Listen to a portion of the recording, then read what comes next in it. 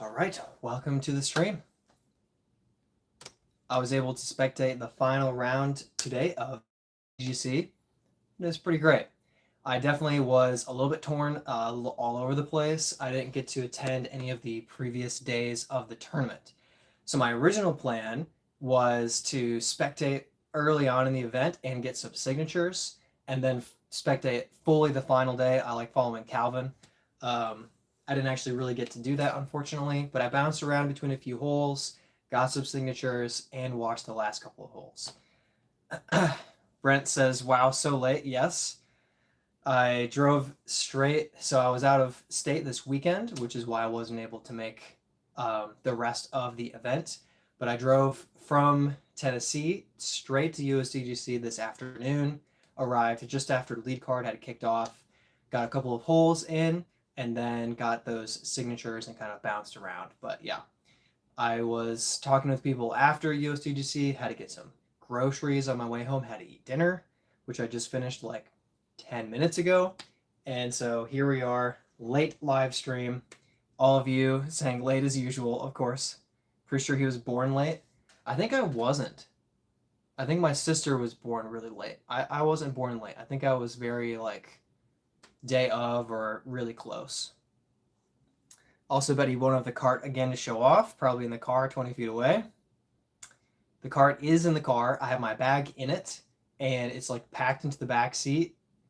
I'm not going to bring it up here. I'm not going to bring up the cart to show it off, but I did take a picture of it. I have a picture of the cart. I have that to post, so I will be able to post that and show you guys the cart and say, once again, thank you for everyone who chipped in on that. Notice anything missing? What, the cart? Is my cart missing? A little bit far away. That's a little better. Is that Justin? Which Justin do we have? Justin number 1 or Justin number 2? I can't tell anymore. We're both named Justin, and you guys change your profile pictures. All right, we have Justin number 1 in the chat. Oh, that's a deer? Oh, that's pretty sweet. I can barely see it from way up here. How's the weather at USDGC? Not horrible, but very windy. And as it got later to the end of the round, it's sort of kind of drizzling. It really wasn't like bad weather. But I wasn't fully prepared. I didn't have a sweatshirt or anything. So I was just kind of wandering around like goosebumps. It's freezing cold. I mean, it was like 67 degrees. So it was just frigid out there. But I survived, thankfully. I think the wind was a pretty big factor. I think, especially on hole 17, actually it died down for lead. Well, I don't want to spoil things. It seemed like it died down some for lead card. I saw a few cards struggling in the wind because 17, the headwind was just crazy. I was still impressed because the pros are able to get a forehand safe onto the island very consistently. But I saw several missed island shots on 17 coming down the stretch, where you would expect the players to be more consistent. But the wind, I think, was a huge factor. And then when people did get onto the island, they often did not run the putt because with all the wind, it's very easy to just kind of miss chain height and cruise straight out of bounds on 17. So that was an interesting experience. Doc said, at work today, wore my shorts and t-shirt. I mean, shorts and t-shirt would have been great with this when the sun was shining, but by the end of the round of USDGC, it was getting chilly. It really wasn't cold, and I was fine. But by the end, I would have preferred to have a long sleeve shirt on. It would have been nice. For stat keepers and people who were there all day and like yesterday, I can definitely see the long sleeve being more of a necessity because it really got windy and it got kind of chilly. But it was really cool. It was a good experience. I have spectated at USDGC before, so I wasn't necessarily too disappointed that I wasn't able to kind of watch for the whole weekend. The only element there that was a little bit sad was that I had the VIP pass for the whole weekend because I competed in doubles last week, and I only used it for catching some coverage today or some of the cards today live. Excuse me. Doc says, Brent, next year we will get him a granny blanket. I would love that. That's so considerate. Thank you, Doc. Trying to make fun of me, I know, but it's just so heartwarming. I could use another blanket. I do have actually Here we go. 1, 2, 3, 4, 5, 6, 7. I see 8 blankets in my room. I visually see 8 blankets in my room right now. So I guess 9, a ninth one wouldn't hurt. I'll take it. Let's see. How many of you guys got out to USDGC? I know that Brent was going to be out. My brother Jake was out doing some stats. He was able to take stats for lead card yesterday. So if you watch the lead card highlights, he shows up a couple of different times. Notably, a shot on hole 2. I don't remember who threw it, but they almost went out of bounds and just barely stayed in. And my brother is taking the stats like just 20 feet out of bounds in full camera. So that was a kind of a cool couple little moments, just a couple of cameos on coverage. That was pretty awesome. You can probably recognize little skinnier, taller, less beard version of me out there. Doc says, chat, anyone get a Halloween disc from Foundation? Got to admit the stamp is sick. I did not get one myself, but it's very interesting. Max says, what do you do with the discs you find with no name? So I would say discs with no name, it just depends. If it's kind of a crappy disc, then I'll just keep it or give it away to someone. Well, let me back up. Is there a lost and found that is well run at that course? If there is, I drop it off in the lost and found because I trust the local, get it returned to the owner. If not, then I usually will keep kind of crappier discs. If it's really nice, I'll try to post about it in the Charlotte area disc golf, or if it's a unique disc of some sort, because somebody wants that back. But if it's a really like unimportant kind of just average disc that's not really unique in any way, then it's hard to actually match it with an owner. So like if you just find like a blue zone and there's nothing special about it, it's really hard to like get that back to the owner. But if you find a 4-claw zone, then it's like, okay, try to get that back to the person that it belongs to. So I'm here and there, depending on the circumstances. In Florida, the disc return was very good. They had drop boxes, and they were very good every week about posting the discs that they found, matching it with actual owners, not just letting people come in and claim discs willy-nilly. So that was really good. Charlotte is kind of depends on the course. Some courses, they have a drop box. Some, they don't. Good question. Josh says, why have you not color organized that shelf? These are organized from very flippy to overstable.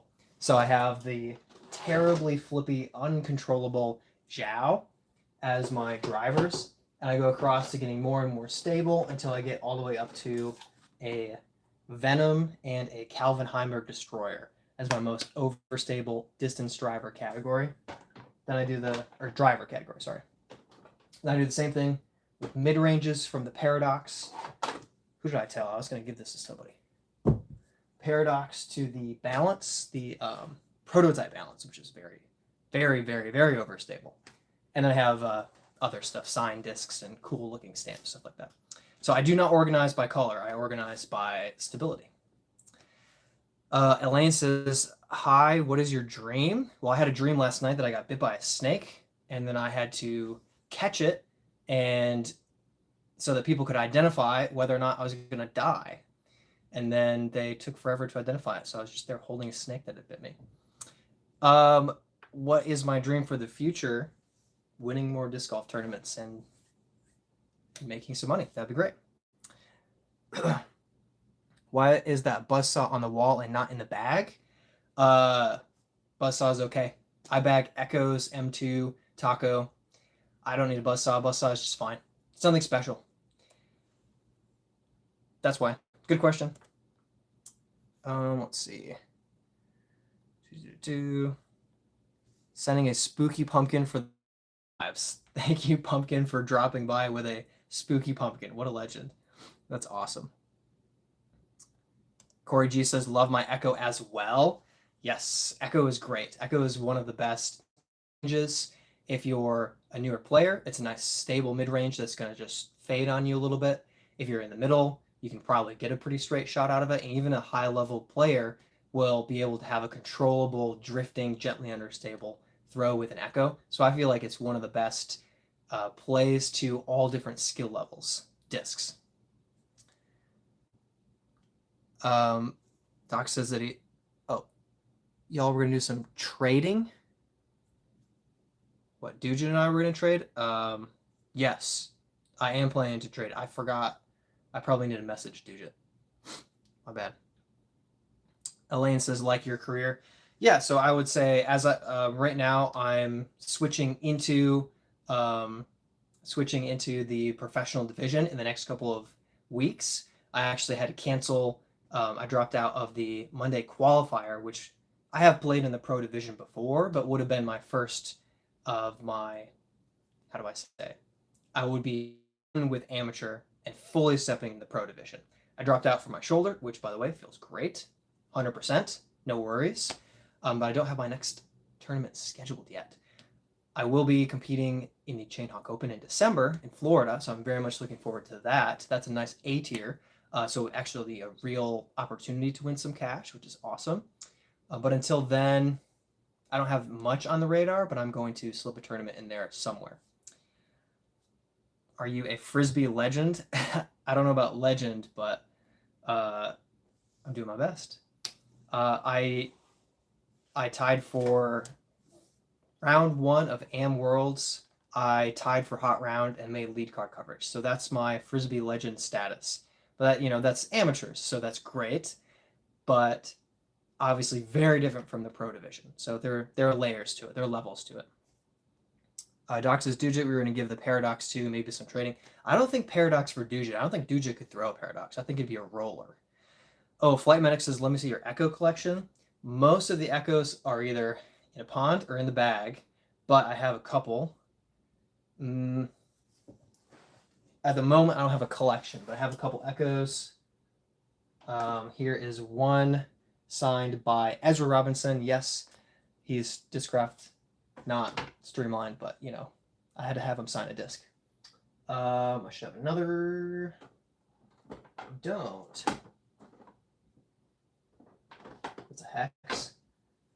Yeah, so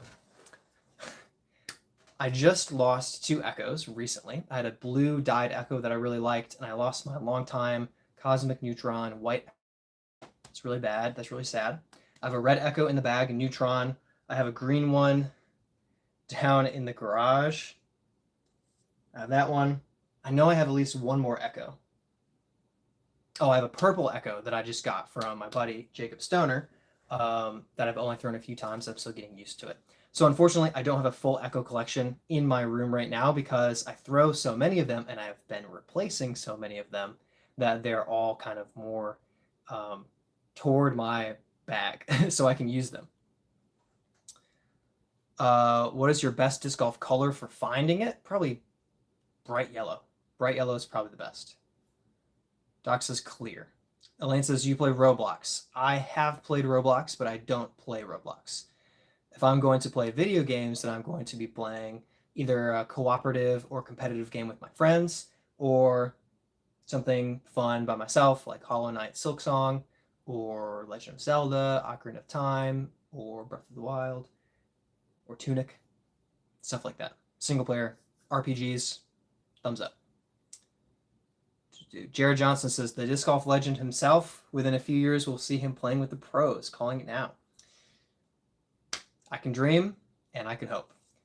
I will say I have a better than 5% chance of making coverage at the Chain Hawk Open because Northside Park was one of my 2 home courses for 3 years, and that will be round 1 of the Chain Hawk Open. I just need to get some practice in, especially at the new course, Legacy, where we're playing round 2. But I have a decent chance of having a great round. I've had 9 down rounds before at Northside Park, and in the past, 8 down has been on lead card.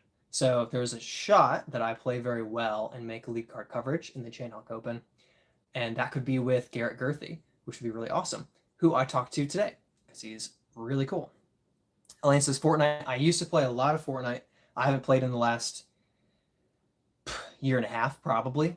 But early on, like within a month of Fortnite coming out, my buddies would play. I would play with my buddies, and we probably had, gosh, between duos and quads, we probably had 250 wins together.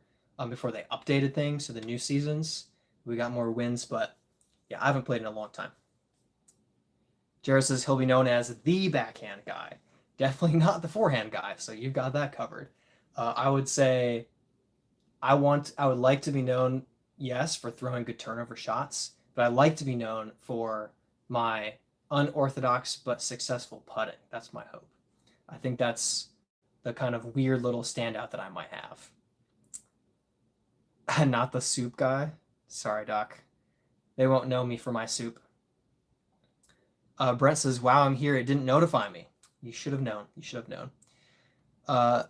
Alejandro says the Disc Ninja is live. We are live and hanging out. Excuse me. Corey says, so no AM challenge in Lynchburg, Virginia this Friday, Saturday. Interesting. There's an AM challenge this weekend. No, I will not be there. Sounds like fun though. Are you going to be there? Jared Johnson, known for two things, soup and disc golf. What is your favorite course played all time? Great question. Probably Maple Hill. I think Maple Hill is my favorite course that I've played. I want to go back and play again very badly. I played pretty early on in my disc golfing progress, and I went like plus 24 or something like that. So I really want to go back and take another crack at it. Not saying I would just go under par, but I'm definitely going to do way better than plus 24. I also like skipped all of the water carries, and even just took the penalties and went up to the short pad. And now I think I have a great shot getting across the water. Maybe not, what is it, hole 11 or whatever, the 400 plus foot water carry. Maybe I failed that one, but that's fine. That happens. But anyway, I would love to go back to Maple Hill. It's such a fantastic course. I want to take better than a quad bogey on hole 1. That's my dream. Excuse me. Otherwise, a couple of favorite courses locally are Renaissance, very good. Scrapyard is just, it's currently my home course, and it's just such a great course. How do I describe it? You have to hit gaps, and when you do, you're really rewarded for it. Harmony Bends impressed. Harmony Bends in Missouri impressed me for Am Worlds. Brent says maybe the Echo for me. Brent's probably getting that purple Echo. Alex says, how low should I cut my lawn for winterization? Do you have pets? And the most important thing is not cutting your lawn, but raking the leaves, because you don't want that layer of leaves under the snow. You want to get the leaves raked, then let it snow, and then it'll be fine. You don't need to cut it super low. Don't worry about it. It'll be all right. Doc says, Brent, do you know who he was giving the paradox to? Maybe the paradox was being given to himself. Doc, now you're thinking. Now you're thinking with your head. Good job. Jared says, Brent, who wins more when you guys go head to head? That's a great question, because in tournaments, it's Brent. But in practice rounds, it's me. Like, we'll do a match play, or this is spoiling some of our videos. We'll do a match play, or we'll just play against each other, and I'll win in practice. But in tournaments, Brent tends to play better and tends to win. Have we two more days until the ratings update for October. Brent is going to jump over me in rating. That hasn't happened yet, right? But right now, I'm rated 971. Brent is rated 970. But Brent has recently had some killer 1,000+ rated rounds. He's about to jump up. And I think my last rated round for my birthday weekend was really bad. So I'm not going to go anywhere. I think that's going to drop off my rating. But Brent's going to leapfrog me there. So in the past, Brent and I have been very neck and neck. We tied the first tournament that we both played together for the win. We both tied to take first place. And since then, I had some struggles early this year. But rolling into Am Worlds, I feel like I got my putt back. I feel like I got my consistency back. And Brent and I have only played one tournament since then. And I over-caffeinated like crazy and played horrible. So I would say overall, Brent and I are pretty close to neck and neck, but I say Brent has a little bit of an edge. Let's see what Brent says. Brent says, I had been winning more at first, and Bradley started beating me more recently, but we've been playing doubles. That's really a good way to describe it, because early in the year, I was playing bad. Lately, I jumped back, but Brent's also had some killer rounds, like really good. Flight says, what is your opinion on bagging multiple of the same disc besides putting putters? My opinion is, do they do something different? Then it's probably great. If they do the exact same thing, you probably don't need both unless you're going to be throwing it across water or risking losing it. Or if you're trying to, if you're like, so this is the only time that I have two discs that do the same thing in the bag. I have two Braves that fly the same that are in the bag right now because I want to get the shot shape of the Brave more familiarized and ingrained. And when I'm practicing for a tournament, I want to have to throw and kind of make sure that I get how to throw the hole. So for practice sake, two in the bag, great. For actually competing, you don't need more than one unless you think you're going to lose it. I do have multiple Enigmas because I have a stable Enigma and a flippier one. So they fly differently. I do have actually three Braves in the bag. Forgot about that. And one of them is stable, one of them is, and two of them are flippier. So if they do something different, great. If they do the same thing, you don't need both unless you're practicing. Aaron, like, I can't even read that. Aaron C says, yo, what do you recommend for a new player for mid-range and drivers? For a new player, I recommend something with I recommend a 7-speed driver. I don't recommend higher speed drivers. I wouldn't go over 9-speed, maybe a trail, but I wouldn't go over 9-speed, and I recommend kind of flippier and glidier. So the Brave is perfect, in my opinion, at least the flippier plastic of the Brave, which is not the swirl, or it is the swirl. Dang, I always forget which one is flippier and which one is more stable. But the flippier Brave is great because it's a 7-speed 6 glide, so it's a high glide, but lower speed for a driver, and it gets basically the same distance for me as most of my distance drivers do. So something that's gently understable is really good. A Brave, a River,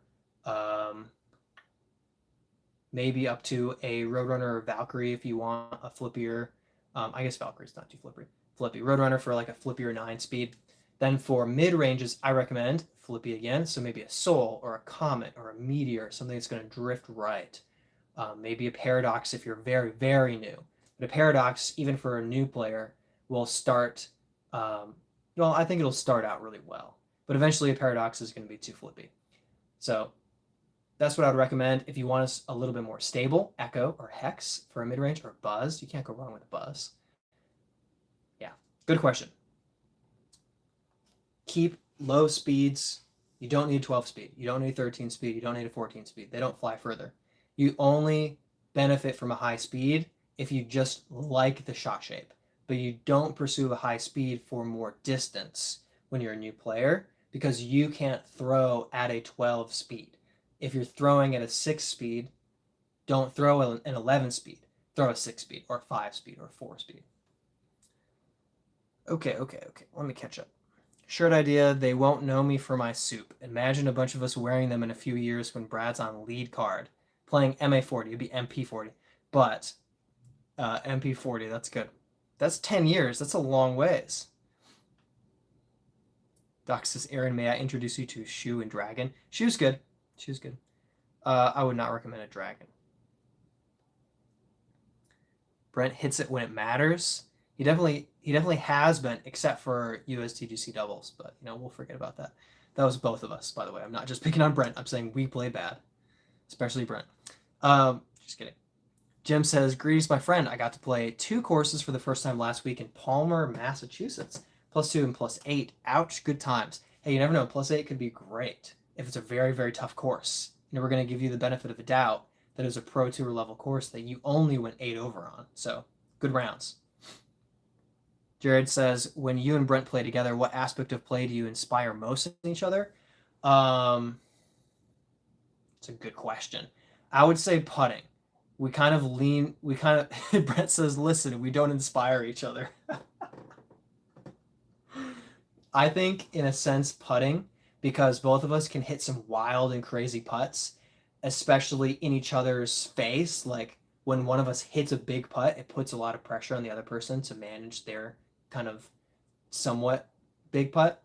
So I would say that's where Brent and I both kind of create some back and forth highlights and some um, inspiration to kind of pursue hitting some highlight putts. So I would say putting. Brent tends to be the one that can throw in more than me. I don't maybe really as much go for the throw-ins, but Brent has not only gone for but successfully thrown in a couple of times that have been kind of crazy, kind of wild. But yeah, I would say the putting, the long putts is where it really comes in. The 45 plus foot putts. Dux is so proud of you, Brent.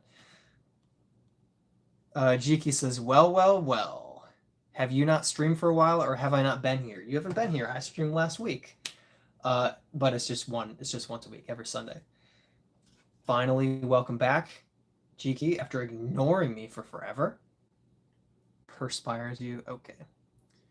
Took a week off for a tournament. Did I take off last week? No. I took off 2 weeks ago. I was here last week. I took off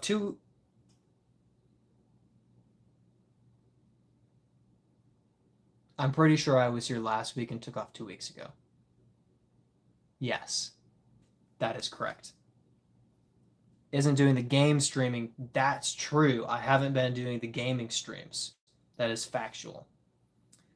Been a few weeks. I mean, you can check my channel. I streamed last week for 2 hours and 15 minutes, 2 hours and 17 minutes. I did the disc giveaway, which I need to actually give those discs away.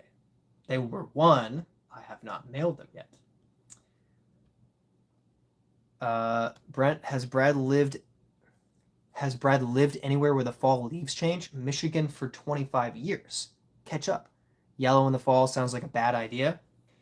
Okay, so I lived in Michigan for 25 years, and I've only played disc golf for 4 years. So if you know how old I am, you can do the math and realize that I've not played disc golf very much in the fall where the colors change. I did play last fall, November, here quite a bit. My buddy Sam and I got a lot of rounds in Charlotte, especially Renaissance was beautiful in the fall. Top tier.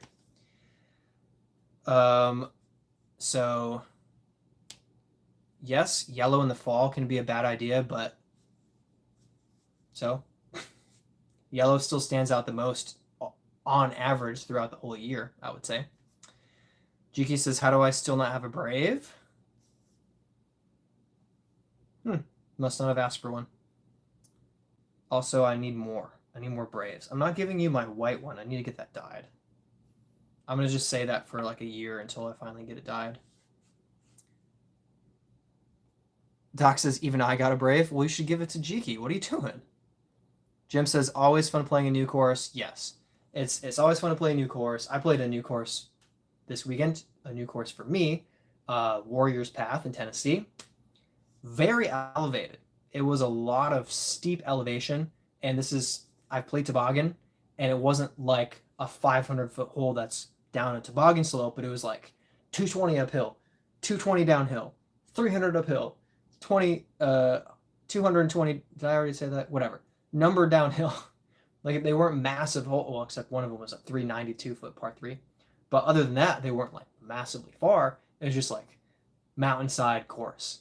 Funny enough, it was called Lakeview, and the other course is called Cliffside. Cliffside has less elevation change. Also, Lakeview, you see the lake from the parking lot and from one of the holes.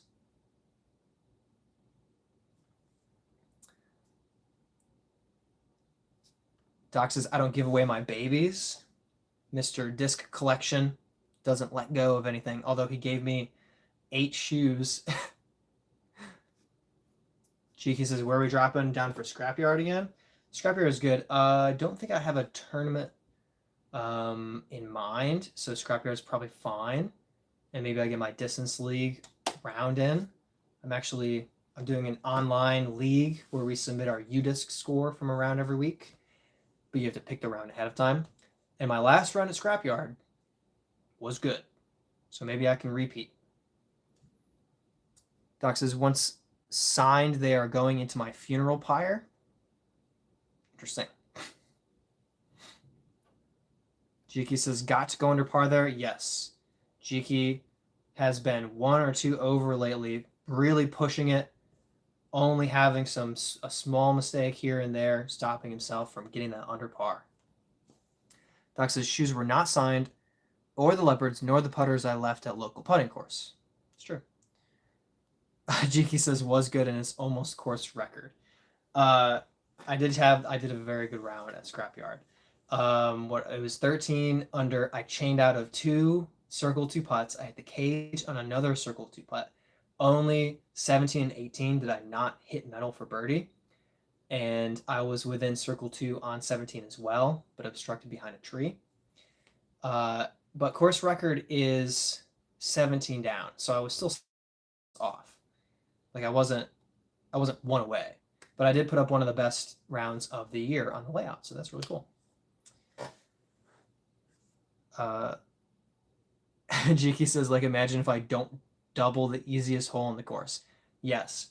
The moment that Jiki didn't go under par for the whole round was hole 8, throwing across the water, just left it a little bit short and hit a tree on the upshot from the drop zone. And just like that, that's 2 or 3 strokes instantly. And I don't always birdie the hole. I don't always birdie 8s, but I got my birdie, and it's like it feels like such a quick little swing in scores when one person birdies and one person double bogeys, but it feels like it happens so fast. You'll birdie next time. Van B, I always hit par 1 or better. Usually I'm under par. I'm guessing that's what that means. Heck yeah. Obviously, it depends on if you're talking Scrapyard specifically. That's pretty solid golf to go under par. If you're just talking any old course, then you should play New London and have the same attitude. You'll crush it out there.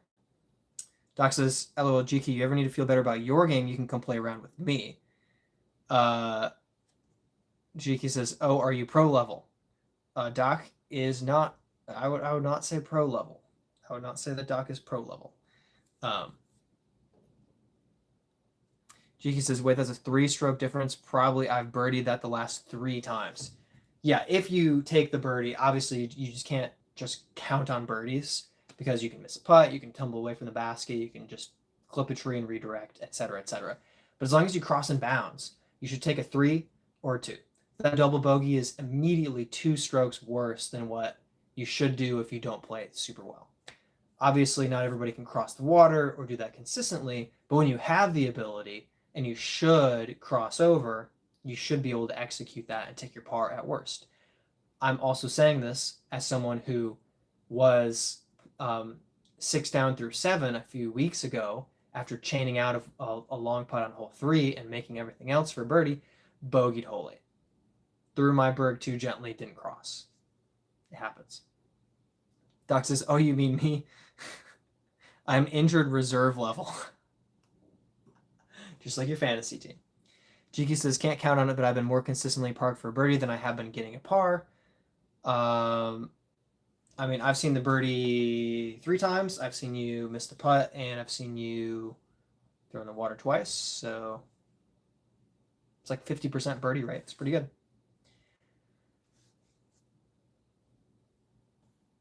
But it's also like you can't count on something going forward just because it's been happening, because I've been parking hole 3, and it's also the hole that I chained out of both a few weeks ago when I was 6 down through 7, and in my 13 down round, I chained out on 3. So it's like if you overcount on a hole to be an automatic birdie, you just cannot do that. You can't do that. You can expect to have a birdie opportunity often, but you have to play the percentages and recognize you're never going to be 100% on a hole for your career. You're eventually going to mess it up. Something's going to go wrong. You might even take a bogey or a double bogey. Totally happens. But you want to be consistently good on that hole and be able to trust your shot and understand that most of the time you're going to have a good birdie opportunity. And if you're working on your putting, you'll be able to make it most of the time. Uh, turned off fantasy notifications and then left injured players in. Why is Lamar out? Ouch. I had a bye week, so I didn't have to pay attention, which is nice. All right, G-Key is going to stream himself, so peace out. Peace out. I would say Tuesday or Wednesday, not tomorrow. So probably Tuesday. G-Key, probably Tuesday. But if not, Wednesday should work. Doc says, G-Key, my car was hit and it's kind of left me hard to give a care for other stuff. Just want to get her back on the road. Yeah. Hey, Juan says, got my first ace today. Awesome, dude. What did you throw? What kind of shot was it? Forehand, backhand, skip shot, roller? What was your first ace? How did it happen? We want to hear the story. Tuesday or Wednesday works. Okay. All right. Catch you later. Peace out. What is that? Doc, I have no idea what those symbols mean. Sorry, cat. Oh. You know what's funny is it made the same amount of sense that Doc does when he's actually the one typing sometimes. I love that, though. We got Doc's cat in the chat. You got to get a YouTube account for your cat and then just look over and press enter every once in a while and send us whatever random chats come through. I'd be very happy about that.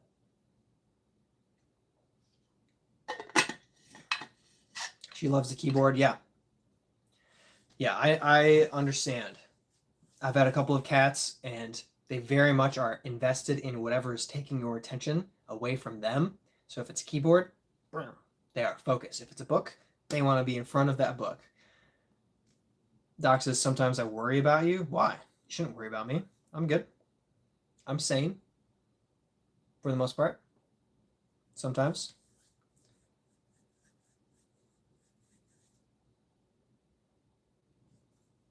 How do they know where the mute button is? Oh, they just understand. They understand how to create the most amount of chaos possible. Mute buttons, delete, copy all and delete, breaking, like pulling up the HTML code for a website, like just things that I can't do. They managed to find. It's impressive. Juan says, backhand over a big tree, crazy throw, never gonna happen again, pure luck. That's awesome, dude. Congrats. Doc says, I hope he had witnesses. That's awesome.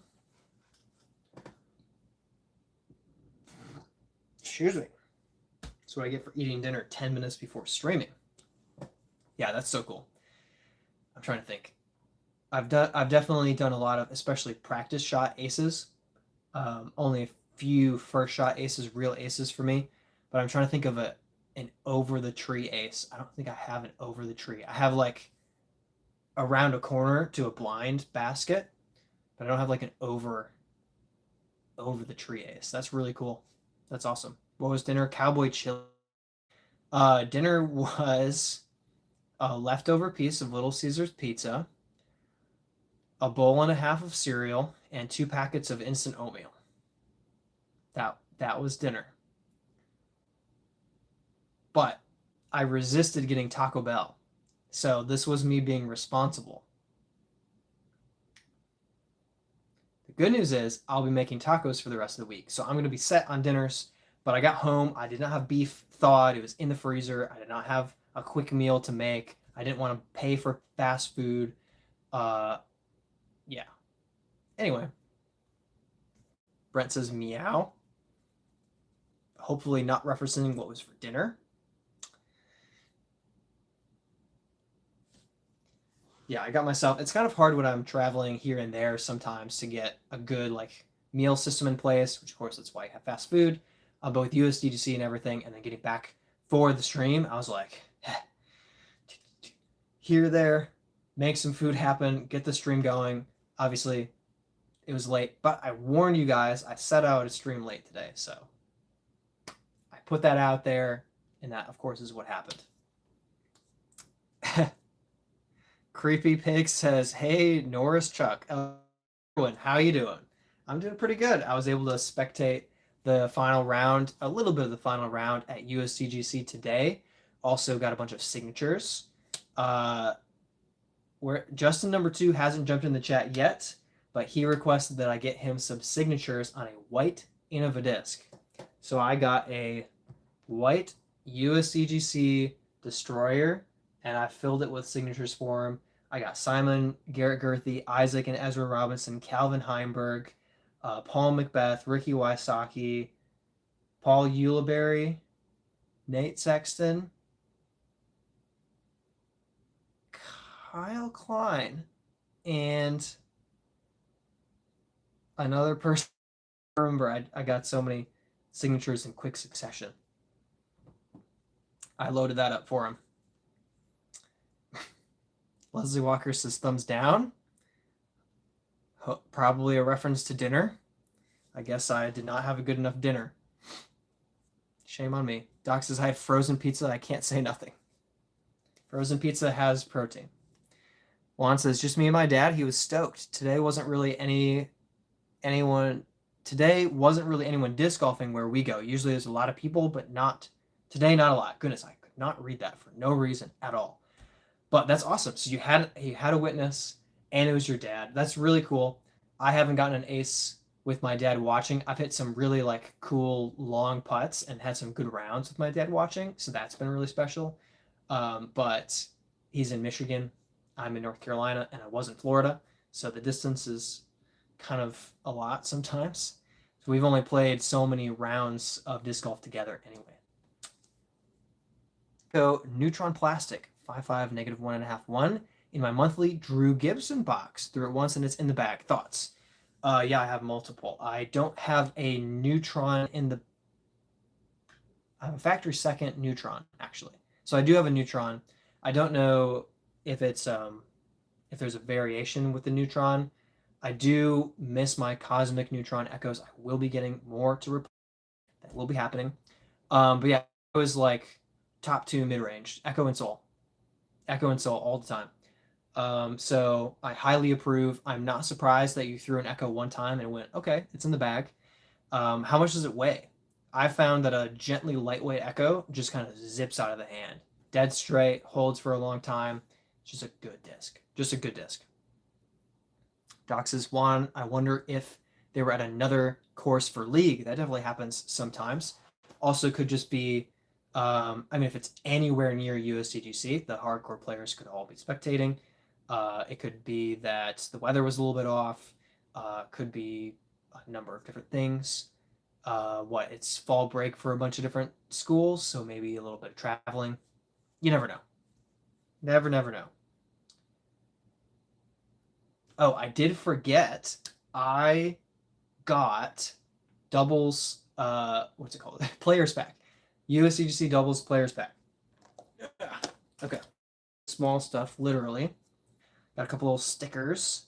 I really have to start giving stickers away. Like I just don't have. It doesn't brain process for me because I don't tend to care about stickers personally. But I know that stickers are like very popular. People like them. Really looking at that. Got a little doubles dry bag, which is really nice. Little USDGC doubles chalk bag. Really cool. This is probably perfect for the bitter cold 65-degree fall weather that I'm about to be encountering. It's got a little hood. Oh, that fell over. Which I won't use because I like my hair, but really, really cool doubles shirt as well. I like a plain black shirt. I don't know why. It just feels right.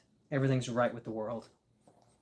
And then I got myself Either, which I have never thrown, but this was like a pick your own disc from Sun King discs. So I grabbed this X Out Factory Second Either, and it just seems like an Enigma 12.5 -1.2.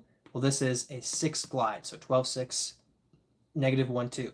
So it may or may not be a really nice, like just zip out of the hand and go far. And I also thought it might be lightweight, but it's not. 176 grams. So I'm very excited to try out the Either. And then I grabbed this Halo Star Turn. Brent, you wanted this, right? Brent. USDGC doubles. Why am I saying doubles all the time? It's a double stamp. It's hard to see the stamp, but I love the coloration, and this is a Roadrunner. So a nice little star Roadrunner. This might be a shelf disc. I might never throw this. So I grabbed those in my players pack last week. Totally forgot to show them. Man, I'm just even looking at the screen a couple seconds late. That blue just looks so great to me. I just love it. I feel like that was a great snag. Jim says, Echo, 176 grams, definitely going to buy a lighter weight one. Yeah, lightweight ones are just so great. Juan says, I don't even want to talk about putting. I'm so horrible at putting. Putting is, it's one of those things that's so individualized. Yes, there are tips and tricks. There are methods, putting forms, styles that are kind of, you find in common. But one of the best putters, Andrew Marweed, has unique putting style that most people don't have. He has a very lofty, like down between the knees, lofted high putt that just swoops in. Paul McBeth's one of the best. He has the classic spin putt, but Simon's a very good putter. He has a different style of nose up spin putt that just lifts its way in. I have a very different style of kind of a push putt, hyzer nose down. Garrett Gurthey has a very hyzer putt. Everyone is just a little bit different. Greg Barsby, Matty O, just different styles for sure. Ricky is kind of like a half push putt where he launches it from so far away. Yeah, everybody's a little bit different. You really have to figure it out for yourself. I do have a putting tips video that is, I think, good advice for improving your own putting and finding your own style. It's not as much an instructional, here's how to spin putt, here's how to push putt, but rather how to experiment, practice, and train your own putting to get it to the next level. And I followed a lot of my own tips leading up to AM Worlds, and I putted some of my best of my career throughout the week at AM Worlds. Also helped to putt 2,000 times in 10 days. Doc says, yes, I love free stickers, but never know what to do with them. Not putting stickers on everything guy. I feel like everyone has their like water bottle, and then they just cover it with stickers of whatever the office or sports teams or whatever they're interested in. And laptops used to be the other thing too. College, everybody had their college laptop. Boom, boom, boom, cover. I don't know if I ever put stickers. I think I put a Taco Bell sticker on my laptop. Pretty sure that happened. P2 PNG hops in with an emoji. Thanks for grinning your way into the chat. Appreciate you hanging out and being with us. Doc says, Juan, if you got a bit of yard and the money, a little practice basket works wonders. 100%. It's kind of interesting because when I was in Florida, I had a couple of acres. So I set up a practice basket, throwing, putting, tons of just like walk outside and practice.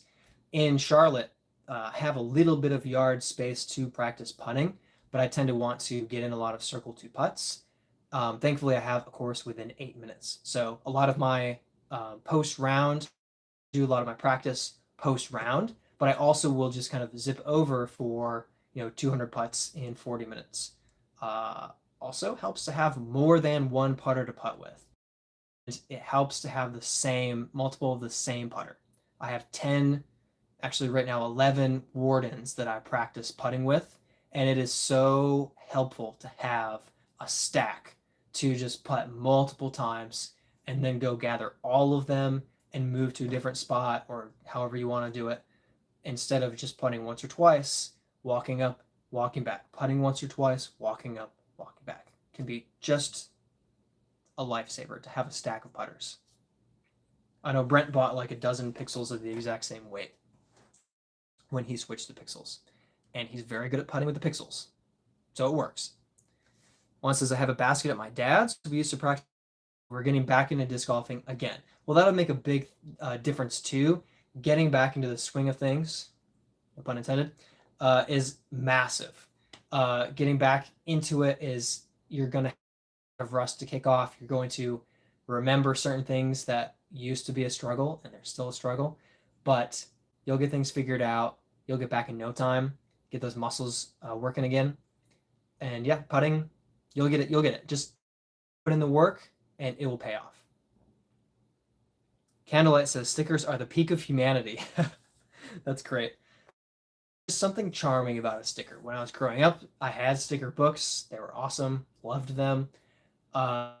Actually, my car, I have a bunch of like local coffee shop stickers where they put it over the steam vent, and I just like peel it off and slap it on a button. So I think my hazard button is covered with a sticker. So every once in a while, I'm like, "Where's my hazard? Oh yeah, it's covered with a sticker." I don't know if that's the safest thing I've ever done, but it's effective. Stickers are fun. Doc says, Juan, you're so lucky finding something like that with your dad. Yes, that is very, very cool. It's cool to see pros with their dad on the bag. I've been able to share it with my dad some and my brother. Just being able to enjoy disc golf with family is just so wonderful. Uh, Carcat says, Ed Sheeran if he was Canadian. If he was Canadian. But I'm American. Well, I should say American. States. I have almost none of the musical ability that Ed Sheeran has. And when I say almost none, I mean like 0.1%. I can play a few chords on guitar. Juan says, yeah, I used to throw forehand so freaking good back then, and now I can't for my life. Forehand is like the thing that annoys me the most because I kind of felt like I had forehand figured out 3 years ago in my backyard. I was throwing pretty decent 300-foot forehands. Now I can't. I kind of had this was terrible at forehand, kind of got them figured out, got a lesson from, well, not a lesson, a clinic from Solve and Tipton where I was kind of getting some good forehands in afterwards, then bad again. Lately I felt okay. It's like I can mostly trust them. I can get some line hits and some birdies, some upshots. The Berg upshot is probably my best forehand right now, followed by the zone upshot, zone SS forehand. That's smooth. But then off the tee, it just seems bad every time. Doc says only need 4 chords. Axis of Awesome taught us all that. Well, I can do D, C add 9, G, and E minor. So there you go, 4 chords. I can also do A minor, actual C. A minor 7. I can't do that much. Just a few.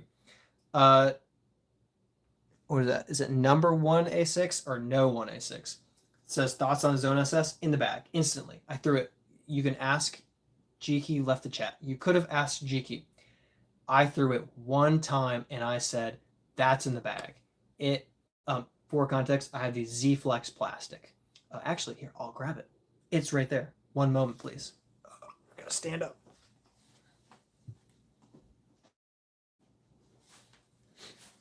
Okay. Just got Yuli to sign it. Mr. Team Captain for Discraft signing my Zone SS. But yes, Zone SS in the bag instantly. For me, it's just a slow, gentle drift to the right. But a lot of times it's just a dead straight shot. I feel like I can trust it on a gap hit more than I can trust a putter. Downside is it does glide a little bit much. So you can overthrow sometimes where the Zone SS flies more like a mid-range than a putter, which is great. But I love the grip and the release of the Zone SS compared to throwing putters, which I have struggled with the wobble, struggled with the angle. So Zone SS, I love it. I love it. A bag of Zone, a bag of Zone SS. So very much love it. Also, just for the fun of it, is this one? Yeah. This is the beautiful stamp that I have on the shelf. Both Am Worlds, of course, Zone SS. This one was on the shelf for now. If this gets too beaten or I lose it, I might switch over, but I would prefer to keep that in pristine condition, safe on the shelf, and just buy another Zone SS. Now that I have a disc in my hand, I'm like spinning it, and I don't know. It took me a while to figure out how to spin a disc. For a while, I did this because I'm a frisbee. It came from frisbee. My poor laptop. Yeah. Anyway, ADHD moment. Doc says all zones are good discs. Juan says mine just go to a roller every time. I don't really have good discs anymore like before, but I'm not complaining no matter what. You might benefit from just a very overstable disc. out of, because it sounds like it's either wobbling or a chop forehand, and an overstable disc fights the wobble more or swings out of that kind of chop angle. So you might just want to beef up on a more overstable disc. Raptor, Venom, Hurricane, whatever you have that's just more stable, more overstable. Aw man says, I just got on Team Zone, found one at Reedy, and it's been a beast for my forehand. Yeah, zone forehands are absolutely clutch. Lots of upshots, shot shapes, through the woods, around corners, what have you. They're very, very, very helpful. So I'm not surprised. Yeah, zone is just such a good disc. The Zone SS it just feels like, for me, when I find a new shot shape, quote unquote, it just feels like, oh, I feel like my game has just gotten better. And that Zone SS was one of those where I threw it and I said, I have a disc that feels good in the hand and it does this.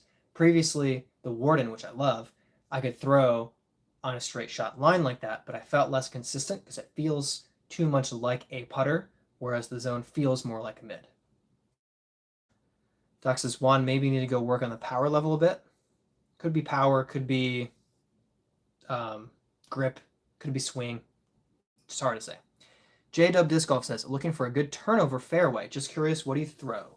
Little over is a Brave. So I've got the Brave in the bag. I have a couple of Braves, actually. You want to make sure you get it's got I think the swirl is the stable. The swirl, it's more flippy. That's the gentle turnover for me. It's so glidey, 7.6, -1.2. If you want more flippy, right now I have a very beat up Dynasty, but a Dynasty is not going to fly flippy out of the bag. Mine's like 3 years old. Almost. So maybe a Shift, be a flippy fairway. Let me see. I got a couple of good flippy fairways. Mamba, no. Tex is a good flippy fairway, 6.5, -3.1. If you don't like yourself a Lone Star, you can Maverick's a nice flippy guy. If you really want flippy, throw a Rolo. But I recommend the Brave, especially if you can throw well over 300 feet. The Brave is just going to be a drifty shot shaping disc. Brave is what I take into the Charlotte Woods for distance in the woods, because as a fairway driver, I feel like I have more control, and yet I'm still getting distance like a driver. So that's what I recommend for the turnover fairway. If you really want a lot more turn, you're going to need something probably flippier than that, depending on how you throw. No one says, have you thrown a TSA Requiem? No, I have not. Scylla says, I'm low-key goated at disc golf. I just don't have any leagues or tournaments in my area. How did you get to the point where you are today? I'll be honest, I got most of my kind of progress did not come from leagues. I did play a lot of tournaments, but I just kept on playing practice rounds and then doing field work. So I went to my backyard. I had a nice 5-acre piece of property. So I would just take a stack of drivers and I would just throw them all, pick them all up, throw them all. And I started to understand slowly over time how to grip a disc a little bit better. I didn't just teach myself everything, but kind of improving my own form, gripping a little bit better, getting a more clean release. Oh, this disc goes to the right. This disc goes straight. This disc goes way left. So learning different shots and shot shapes. Then play a course. See what you can do on the course. Extra putting practice goes a long, long, long, long way. You start feeling, let me put it this way. If your average distance from the basket off the tee is 50 feet, which is great. That's great. If your average distance off the tee is I'm phrasing this badly. If on average you get 50 feet from the basket off the tee and you're really bad at putting, then you're never going to birdie. Maybe you'll park one or two, but you're never going to birdie. But if you work a lot on your putting, then if your average distance from the basket off the tee is 50 feet, that's a lot of 70 footers and that's a lot of 30 footers. And when you start hitting those 30 footers, you feel a lot better about getting a 30-foot putt. That was a really roundabout way of saying when you putt, you feel like you have so many more birdie opportunities. Whereas if you don't have a putt you can trust, even when you get to 20 feet, you might feel like, I'm just going to shank this. I'm just going to airball this putt. But when you can really start trusting your putt, then when you get to 50 feet, you're like, okay, a birdie chance. I have a shot of making this putt. So putting goes a long way. Yeah, try to find whatever somewhat local tournaments you can and show up and challenge yourself. Even if it's, a 20, 30-minute drive. I mean, when I was early on, I was driving an hour and 20 minutes for some tournaments just so I could get in a tournament over the weekends. Charlotte is way better about that because there's a tournament everywhere all the time, always. Florida was a little more hit and miss. We would have a local tournament and then it'd be 3 weeks. So I did a lot of find something less than 2 hours away, get some practice in if I could, and then go compete. Juan says, all right, gotta go. Was fun chatting. Definitely will check out your putting video. Thanks, guys. And congrats on the ace. Catch you later, Juan. Thanks for stopping by. Doc says, J-Dub, ever try Vortex? I've thrown a Vortex. I don't think turnover fairway, in my opinion. I don't think turnover fairway, personally. Ryan says, Ryan Howard dropping in. What do you think of the Zeus? Zeus is good. A nice overstable driver. Not my exact preference. I like the Enigma for the shot shape or the Hurricane. But I do have a... I think I gave it away. This is my problem. I give everything away. Yeah, it would be here. Yeah, I think I gave away my Zeus. Nope, it's right here. Ah. Misprint Zeus. This one was in the bag for quite a while. It's a nice one. I actually probably need to bag this again because I threw my Hurricane in the water and I don't have a more overstable Enigma and the Rive is way too much fade. So, yeah. Might bag one of the Zeuses. Oh, is this another Zeus? Oh, it's a Vulture. Not a Zeus. Okay. Nothing like throwing a disc at your... Mavericks are money. Yeah, Maverick is a nice turnover disc. They lasted for a while for me, and then eventually the Maverick wasn't necessarily for me, but it can work for a long time for a lot of people, and I'm sure I could probably still use it. I just have other discs that I feel like I trust more, just for me. J-Dub, throw 350 to 400, probably MA3 skill level, but putting makes me an MA2 player. If you're throwing 350 to 400, I think that's MA2 level. So, I don't know. Depends on where you're playing, I guess. 350 to 400 is definitely MA2, MA1. Like, I don't throw much over 400. And I've been at the upper competitive levels of MA1 in Charlotte. Well, I guess it's Charlotte. Depends on where you are. J-Full, are we getting a full Winthrop video? We are. Salmon says, do you own any discs? I have this one. I don't know if I have any others. Oh, nice, Brad. I don't know where it is. That is where it was. Full Winthrop video? Kinda. I don't have a full Winthrop solo round or practice round. I wasn't able to, well, I didn't want to sit down and film a full practice round at Winthrop, and I didn't have any competition there other than doubles. So I will have doubles edited at some point, though. So yes, is the answer, I guess. There will be a full round of doubles at Winthrop, but you're just going to watch Brent and me throw into the hazard a lot. So I hope you're ready for that. Doc says we can't even get a cart in the live. LOL. I'll post it. Okay, did I hit an hour? Where's my time? Why? What? Brad is confused. Oh, 64 minutes. Okay. J-Dub says distance doesn't always mean you get off the tee clean. True. If that is your biggest struggle, then this is me making assumptions. You might want to really look into your footwork, not in terms of what you do, but in terms of how you do it. It might be that your plant foot is inconsistent if you're getting a wide window of release angles off the tee.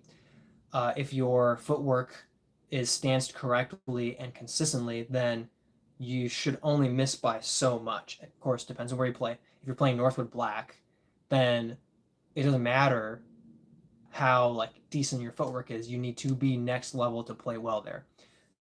But yeah, it could be that your plant foot and your run up is just inconsistent somehow or uncomfortable in some way, and that could be kind of broadening your accuracy. Not I'm phrasing that weird. Broadening your angles in which you throw and making you less accurate. Hey. 64 minutes. Okay, thanks guys. Can we get a Brent only video? That's up to Brent. Do you like the Crave? Yes, I like the Crave. I don't bag it anymore. Another one that I just don't bag anymore. But Crave is good. That it's a great early to middle, specifically for somewhat early to middle players, middle skill players. But it lasts for a long time. You can use it until you're very, very good if you want to. J Full says bag, trunk, pond. Zeus, Force, Nuke. For me, Nuke is in the pond, Force is in the trunk, and Zeus would be in the bag at the moment. J-Dub, one thing I need is to play more. Honestly, been tough to play as often as I would. So that's a huge thing. You have to play a lot if you want to really progress. I had the flexibility to play like 5 times a week for 2 years, and then inconsistently last year, I say that, but I played at least once a week for 50 of the 52 weeks last year. And I've been playing 5 rounds a week this year. The consistency is huge. All Man says you play the new R.L. Smith course yet? I'm about to play it tomorrow. Awesome. I might have to play it tomorrow, actually. No, I haven't yet, but I'm interested. My brother and I might be going out tomorrow, so I will keep that in mind. Okay. As much as I'm really, truly enjoying talking with all of you guys, I want to keep the stream going, but I am wiped out. Had a very busy last few days, busy week, really.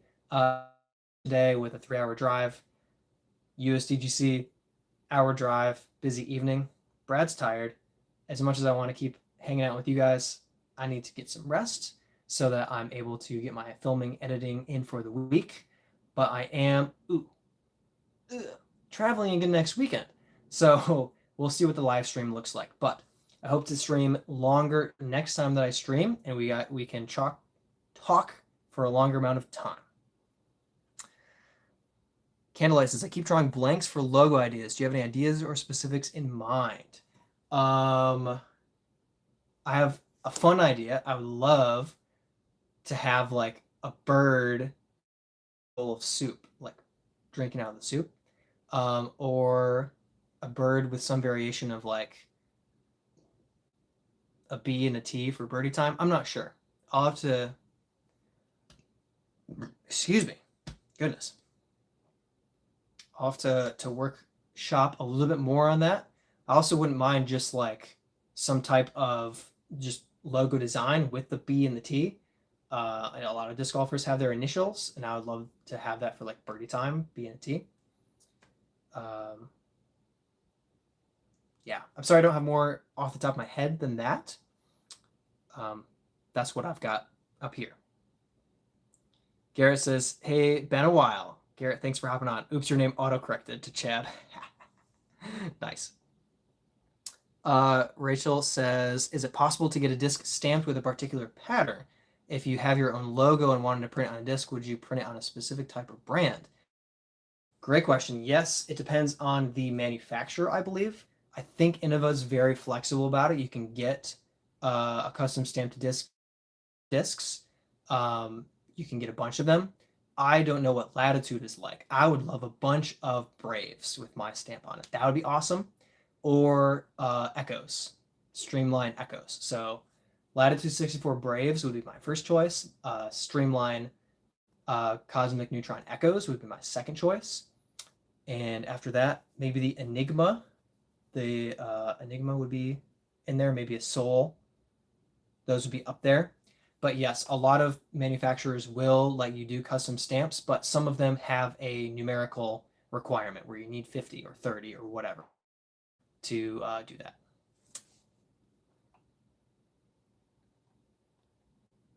Doc says check with the manufacturer. Yes, that's the way to do it. Doc says for candlelight, a clock face with each hour being an Easter egg, like Brent plates. That's very complicated, but it's very interesting. Gareth says, came here to pick your brain on a disc. Any thoughts to the Royal Grand Trust? Is it a flight number accurate? I haven't thrown the Trust, I think, once. Ugh, I can't spell.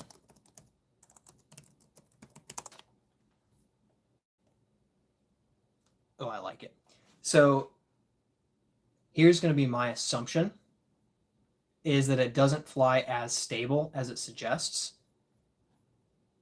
That's what the reviewers lean toward, a little less stable than the flight number suggests, according to infinitediscs.com. That's what I was thinking. And I'll say it this way: when I threw the Mint Discs Taco, which is a 5.4 and a 0.2, I was like, oh, this is actually overstable. The other 5.5, 5.4, whatever, 0.2 mid ranges I threw weren't actually very stable or overstable. Well, they're stable. They weren't overstable. They would go straight and maybe a touch of fade. The Taco was the first time I threw it, and I was like, oh, that's actually beefy. That's actually overstable. Let me check the Taco real quick, because I'm betting, yeah. And according to Infinite's reviewers, the Taco rates slightly more overstable than the flight numbers versus the Trust, which rates a little more flippy than the flight numbers. That was my instinct. So it seems like I align with the public, I guess, in that vein. But I haven't actually gotten a lot of throws in with the Trust. So unfortunately, I can't give you a better answer. Ryan Howard says, have you ever been to Eagles Crossing, the course? I have not. I think that one is Eagles Crossing in Missouri. I was in Missouri for Am Worlds, but I had no extra time before or after because I was purely focused on practicing the Am Worlds courses. Unfortunately, I will have to go back to play. Doc says, check the dynamic discs. They sell Latitude 64 and do custom stamping. Won't need to do the shipping overseas. Thank you. That is actually an excellent tip. Missy says, just started disc golf. When I throw, my discs go high and fall to the sky left. Any tip to have a straight path and lower run? There are a number of things that might help you. Grip is a huge factor. You're going to want to make sure you're hooking fingers under the rim, either fan grip, power grip, some form of that. And a lot of people find putting the thumb toward the center of the disc helps a lot with nose angle. I actually keep my thumb near to the edge of the disc, but a lot of people are like, you got to get your thumb toward the center of the disc, and then you're going to have a better nose angle. Could really work. The other thing is when you're throwing, you can kind of tilt at your waist. It's hard to describe it while sitting. Like you can have your legs in a good stance, good position, and tilt a little bit at your waist to angle your body so that your disc release is more downward to compensate a little bit if you're kind of swooping up. And the other thing is you might want to keep the disc high up when you're throwing it. People tend to dip down to their waist, which pulls a disc nose up when you throw it. Can you see that? Okay, you can kind of see that. So yeah, a lot of people kind of dip like that. And I recommend attempting to keep the disc at shoulder height. Even if you dip a little bit, it'll be a lot better coming across your chest for your throw than if you are swinging and dipping, because you're going to lose a lot of power by throwing up into the air and diving to the left. Those are a couple of things that might help. I hope they help. Doc says, join the Discord video. Also, on other forums, someone might say something that is the aha moment. Great advice. And yes, that could absolutely be very helpful. I should have... I don't think that's my Discord. Dang it. I was hoping I had my Discord copied, but I don't. I think I'm the only one who can post it too. Sam says, hey, buddy. Thanks for hopping on and joining. Sam. Sam is a legendary name. Kyle says, nice, beautiful face, my guy. Kyle always coming in to say uncomfortable things. Really appreciate you being here. I will be wrapping up the stream in just a couple of minutes here. Definitely need some rest tonight to have a good golfing week. Long day today. Once Discord opens up and I get the link copied and pasted.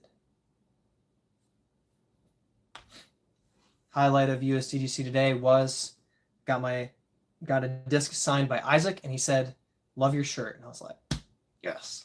I wore this just for Isaac to compliment it. It's not true, but I was hoping that he noticed, and he did, which was really cool. I wanted to tell him that the Brave was my favorite Latitude disc, and I completely blanked on it because I was just like looking at two-time world champion Isaac Robinson. Kyle says, I can talk to you nice. Yes. JB says, yo, what's up? How are you so hyped up? Giant Mountain Dew. It got me through the drive. These are not dinner plates, although you can eat off them if you want to. These are disc golf discs. Each of them fly a little bit differently. I have a couple of cool stamped ones here from a tournament that I did in the last week. And these fly differently. When I throw this disc, it goes way to the right. But when I throw one of these discs, it's going to go straight and then left really hard. So all of these discs have a different flight. Some of them signed by professional disc golf players. I got those signed today. Some of them are just really cool stamps. Oh, it's so faint, but it's one of my favorite stamps. It's a Legend of Zelda stamp with Link and the Hylian Shield and Master Sword. This is a sweet Rocket League stamped Force. That's really awesome. I have a couple of discs from Paul Macbeth's personal collection from when he was with Innova. I have a couple of his Gators off the shelf. He donated them, and I won them in an ace competition by hitting the ace and then subsequently getting the CTP. Okay. Is the Brave your favorite Latitude 64 disc? Yes, it is. Also, I like the Keystone and the Grace. JB says you earn a sub. Thank you. Appreciate it.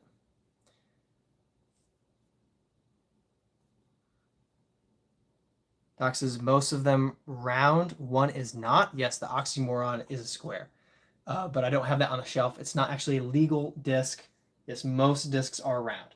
Also, for context, a disc versus an ultimate frisbee, they're very extreme different they are. Yes, they have a similar rounded shape, but even just how you grab them and grip them, very different, and how they fly is very different. The weight in a disc is distributed toward the outside, fly a lot further than a frisbee. And they hurt more if you try to catch it or if you hit somebody in the head, so don't do that.